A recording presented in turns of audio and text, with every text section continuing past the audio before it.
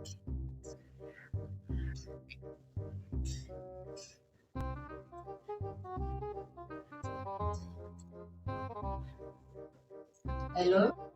হ্যাঁ, হ্যালো।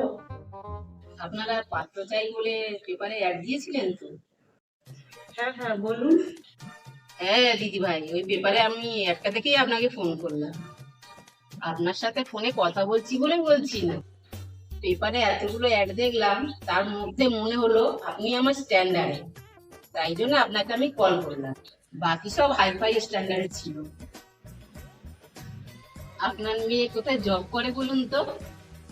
ওখানে লেখা আছে দেখলাম, কিন্তু ঠিক বুঝতে পারলাম না আমি। না, না, তেমন কিছু করে না। ওই একটা বেসরকারি স্কুলে পড়ায়। তা এইভাবে বলছেন কেন? কোনো কাজই তো ছোট না। দুজনের মধ্যে কেউ কম কামাবে, কেউ বেশি কামাবে, এইভাবেই তো সংসারটা চলে। ও আচ্ছা, আচ্ছা। তা আপনার ছেলে কি করে? আমার ছেলে ওই ছেড়ে। হ্যাঁ? তার মানে? না মানে, আমার ছেলে ওই টিউশনি পড়ায়, মাঝে মাঝে পেপার কাটিং করে তো, তাই আর কি বললাম আমার ছেলে ছেড়ে। হ্যাঁ? তার জন্যই তো বললাম, কেউ একটু বেশি কামাবে, কেউ একটু কম কামাবে। ওটা আমার ছেলের কথাই বলছিলাম, একটু কম কামাবে। মানে এত হতাশ হওয়ার কিছু নেই, আপনি একটু বেশি হতাশ হয়ে যাচ্ছেন। আপনি যেরকম ভাবছেন সেরকম ঠিক না। ক্লাস 11-12 এরকম পড়ায় না। ও আচ্ছা, কলেজ? না না, ক্লাস 1 থেকে 4। আসলে কি বলেন তো, আপনাকে একটা কথা বলে দিই। প্রত্যেকদিন আমার কাছে এই সম্বন্ধের ব্যাপারে ফোন আসছে, তো তাই দিদি ভাই বলছি আমার একটু অসুবিধা আছে।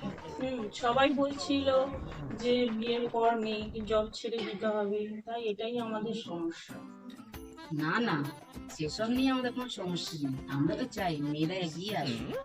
না না, আমি তো চাই আমার ছেলে বউ কাজ করুক, কিন্তু একটা ইনকাম করুক। এরকম বললে কি করে হয়? ছেলেকে কিছু করতে বলুন। এখন আর কি করবে, আগে তো বিয়ে করুক। আরে আমি জবের কথা বলছি, যে কি ধরনের অসুবিধা দিল? আসলে কি বলুন তো, ও জব করতে চায় না, ও নিজের প্যাশন ফলো করতে চায়। ও তাই? ওর প্যাশন কি তাহলে? ওটা খোঁজাই বাকি আছে, ওটা খুঁজে পেলেই স্টার্ট করে দেবো। ওর প্যাশন খোঁজাটাই একটা প্যাশন হয়ে দাঁড়িয়েছে।